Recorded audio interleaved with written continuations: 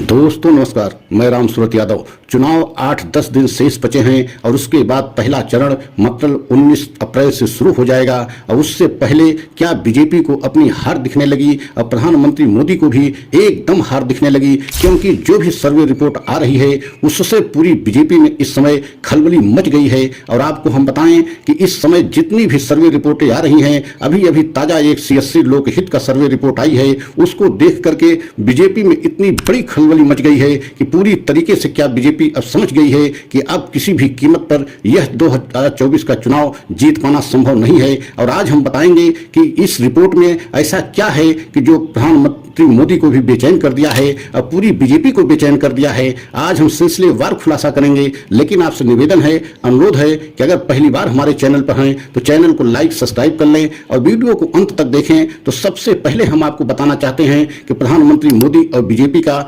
सबसे प्रमुख मुद्दा, और चुनाव में खासकर जिन्हें आपने देखा भी है कि हर चुनाव में, वो चाहे प्रदेश का चुनाव हो चाहे देश के लोकसभा का चुनाव हो, लेकिन राम मंदिर का मुद्दा और हिंदुत्व का मुद्दा प्रथम वरीयता पे रहता है। लेकिन इस बार की जो सर्वे रिपोर्टें आ रही हैं उससे तो एकदम प्रधानमंत्री की नींद उड़ गई है, क्योंकि इन मुद्दों को देश की जनता बिल्कुल तवज्जो नहीं दिया है। और इन जो है सर्वे रिपोर्ट में स्पष्ट इन जो है मुद्दों के सहारे बीजेपी चुनाव जीतना चाह रही थी, लेकिन राम मंदिर पर मात्र 7 से 8% लोग जो है इसको मानते हैं कि हाँ ये मुद्दा हो सकता है, और हिंदुत्व को तो 3 से 4% लोग मानते हैं कि यह भी मुद्दा हो सकता है। और मोदी की जो अंतर्राष्ट्रीय छवि है, जिसके सहारे प्रधानमंत्री मोदी और बीजेपी पूरे देश को, जनता को यह बताने की कोशिश करती है कि प्रधानमंत्री की राष्ट्रीय अंतर्राष्ट्रीय छवि सबसे ज्यादा अच्छी है, और उस पर देश की जनता की मात्र 2% जो है मानते हैं कि यह भी मुद्दा हो सकता है। तो आप समझ सकते हैं कि यही 3 जो है सबसे अचूक हथियार बीजेपी के थे कि इन्हीं के तीनों मुद्दों के बल पर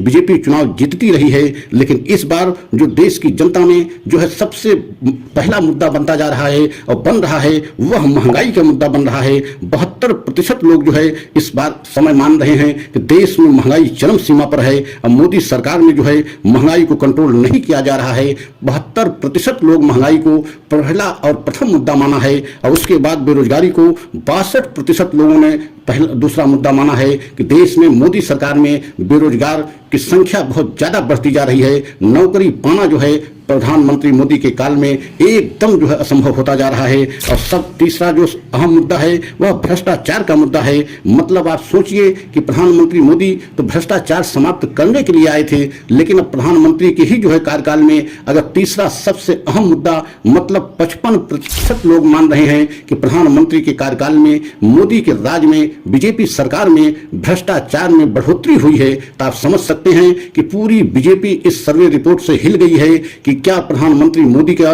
कार्यकाल में भ्रष्टाचार बढ़ा है। और अभी आपने देखा है कि इलेक्टोरल बॉन्ड का जो डाटा पूरे देश के सामने chief justice of India DY Chandrachud के कड़े कदम उठाने के ऐतिहासिक फैसले के कारण जो है पूरे देश के सामने आया, उससे एक तरीके से प्रधानमंत्री मोदी पर और बीजेपी सरकार पर एक ऐसा भ्रष्टाचार का लेबल लग गया, जिससे कि पूरे देश की जनता में इस बात को सोचने पर मजबूर हो गए कि क्या इस तरीके के प्रधानमंत्री मोदी जी कानून बनाए थे जिसके तहत मनमानी तरीके से जो है ऐसे कंपनियों से चंदा लिया गया, जिस पर एक तरीके से ED और CBI की कार्रवाई चल रही थी, लेकिन उनसे चंदा जब बीजेपी को मिल गया तो उनकी कार्रवाई भी एक तरीके से बंद हो गई। तो आप समझ सकते हैं कि इस समय बीजेपी एकदम संकट से जूझ रही है, क्योंकि बीजेपी के जो 3 हथियार थे वो तीनों हथियार एक तरीके से धराशायी होते दिखाई दे रहे हैं, क्योंकि राम मंदिर का मुद्दा भी इस बार देश की जनता मानने के लिए तैयार नहीं है, और न ही तो हिंदुत्व का मुद्दा मानने के लिए तैयार है, और न ही मोदी का अंतर्राष्ट्रीय छवि को मानने के लिए तैयार है। तो आप समझ सकते हैं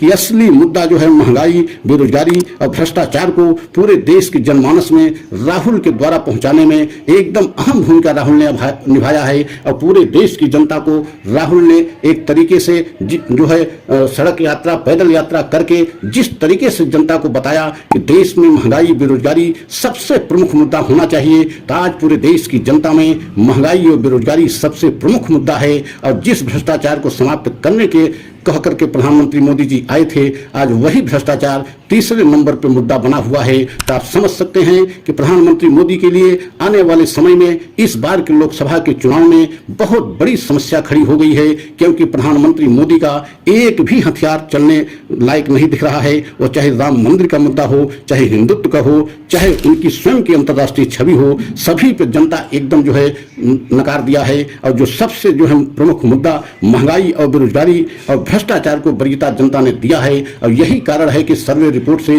पूरी बीजेपी इस समय हिल गई है, पूरी बीजेपी में भगदड़ मच गई है कि अगर यही स्थिति रही तो आने वाले समय में चुनाव में एकदम बीजेपी की हालत एकदम